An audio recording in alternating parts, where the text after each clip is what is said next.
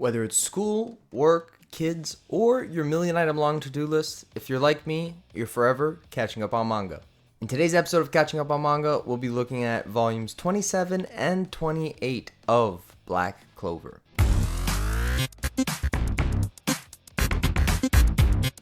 Alright, so Black Clover, one of my absolute favorite animes. I mean, up against everything, this one is still one of my favorites. Up against Naruto, up against Dragon Ball, up against Fairy Tail, up against all of them, this is still one of the top ones for me.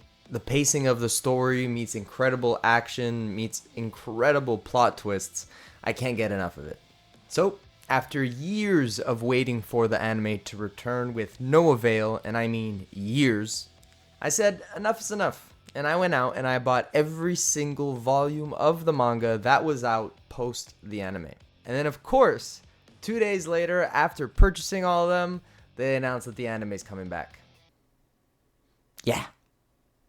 And if you're wondering, do I regret buying them after finding out that the anime was going to come back? No.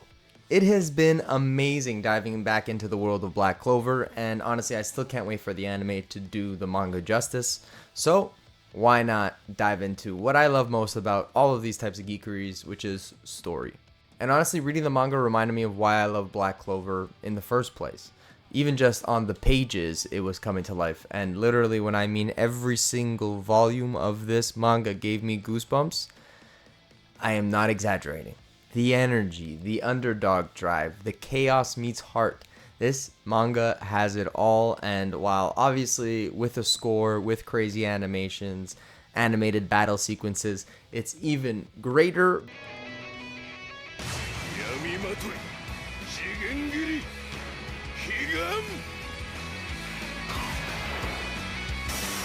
But hey, I am still thrilled to be reading it. So, kicking things off with the volume that continues the anime essentially, volume 27. More or less with slight overlap, we kick off where we left off. And as soon as I turned those pages, the goosebumps swarmed my arms. In case you forgot, the Spade Kingdom has Yami and Vengeance, and they're about to open the gates to the underworld. 7 gates, 7 days, and 7 layers of hell straight out of Dante's Inferno. And in this case, like in many other examples, the further you get down into the layers of hell, the stronger the demon. So right out the gate, the stakes are high, but honestly, the one that stole the show was Noct, the vice captain of the Black Bulls. The dude oozes mystery. Everyone is weirded out by him, and you can just feel that something is off with this guy. Like Asta, he's magicless, and no one knows why. But, like Asta, what he does have is devil magic. This dude is weird, mysterious, and everybody is weirded out by the fact that he controls not 1, but 4 devils. So yeah, considering each devil drains magic, so that means this guy has no mana, and the mystery begins. And according to Noct, Asta's future is to be even stronger than he is. What, is Asta gonna get like a demon army or something? Meanwhile, we see an intense scene with Yuno as he disputes why he should be going after the Spade Kingdom. And he's just there, and his spirit is charged up, and it's just sick.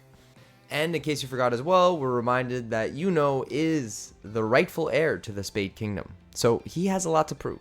Overall, the build-up in that beginning was just insane. Another twist here is when we catch up with Noelle in the Heart Kingdom after being completely destroyed by the Spade Kingdom. But the big twist here is that they end up in a village of elves. That's right, the elves are alive, and not only are they thriving, but the heirs to the Elven Kingdom are alive as well. They've just been hiding here in a super dense mana area in the Heart Kingdom. Pretty cool. While the other chapters that I've read, because I have read ahead already, while the other chapters that I've read really double down on this even more, this volume reminded me of Black Clover's biggest theme. Don't judge a book by its cover. So while we get a big shocker there, we finally get something that we've been waiting for the entire show pretty much, which is Asta is going into a contract, or trying to go into a contract with the demon inside of him. And he's going to do that in a devil binding ritual explained to him by Noct. Obviously, the dude knows a thing or two about taming a devil. He has 4. And while typically you're supposed to fight the devil and bend it to your will, Asta, being Asta, is like, no, I'm going to make friends with it. Because, of course, he realizes that this devil is just as damaged and hurt as a lot of his own friends. Not only do we get the name of the devil, Lieb, but we also find out that he used to live in the human world for a time. He literally got bullied out of the demon world. Yeah. So instead of getting this giant, all-out, bloody fight between the devil and Asta, we actually get a very heartfelt backstory and another great Asta makes a friend moment. And within that heartfelt moment, there's something that just blew my mind and blew everybody reading's mind, which is that, spoilers ahead, hard spoilers. I know we're supposed to do light spoilers, but this is just too good for me not to talk about here. Asta's mom raised Lieb, at least in the human world anyways. So, what? That's so sick. So by the end of this volume, they finally form that bond that we've been waiting for, and soon we will finally get to see Asta's full power unleashed. I loved this volume. It hits everything that the show hits for me. It had great story. The slow moments were really, really thoughtful and weren't just a waste of time. The impactful moments were incredible. They go through so much in so little time. And the plot twists just keep coming between the elves being alive, between his mother raising Lieb, between just so much. There's so much packed into this one volume that I cannot wait to dive into the next one, which we're about to do right now. Now, volume 27 reminded me of why I love this show from a story perspective and a character perspective. Volume 28 reminded me why I cannot wait for this anime to be back, even though I'm still loving and reading the manga. Because this one, the showdown begins. So even though Asta did the binding ritual already and stuff like that, he still doesn't know how to control 100% of the demon's power. So Noct leaves him back and tells him to train and then meet up with everybody after. Battles ensue everywhere. Between Marileona Vermilion going into Human Torch mode, Charlotte turning her curse into an anti-curse. It's not only back-to-back action, but back-to-back glow-ups. And for a second, they were destroying, and it looked like, all right, where's the twist gonna happen? Because it seems like things are going a little bit too good here. But you know, that didn't last very long. And when the bad starts rolling in, it comes in troves.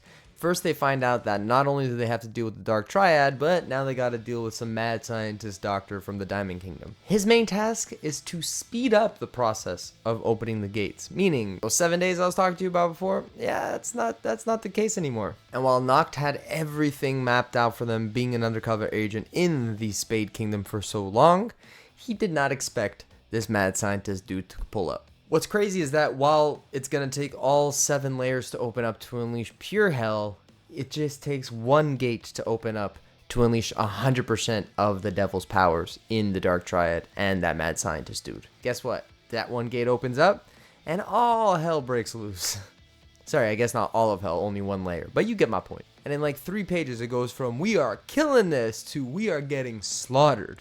Demons start pouring out, magic knights start dropping like flies. And even the captains are struggling. And in this process, they release this giant demon, and he is headed straight for the Clover Kingdom. And just as he's about to crush it, Asta shows up. He finally mastered his new form, and what a perfect time to swoop in. These 2 volumes basically remind you why Black Clover works so well. Heart jumps out of the screen when you're watching the anime, or the pages when I'm reading it. The devils are rising, the gates of hell are opening, and Black Clover just keeps heating up. So that's all I got for this episode.